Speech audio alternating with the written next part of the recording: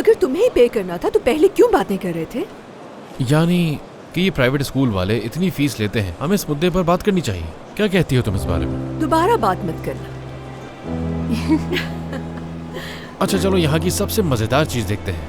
देखते हैं कि कैफे और कैंटीन में सबसे अच्छा खाने को क्या मिलता है यहाँ। क्या कहती हो? हाँ ठीक है। लेकिन बिल मैं दूंगा। अब कैफे में ये मत कहना कि सब बहुत एक्सपेंसिव है, देखना ही हमें एम्बैरेस करेगा।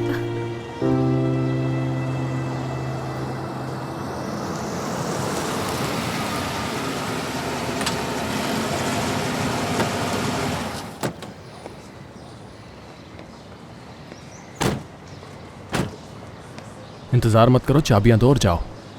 कोई बात नहीं, यहीं हूं मैं। अब देखो यहाँ पर मुझे देर हो सकती है, तुम्हारी भलाई के लिए ही कह रहा हूं मैं। तौकीर साहब से पूछ लूं पहले? उन्होंने कहा तो चाबियां दे जाऊंगा।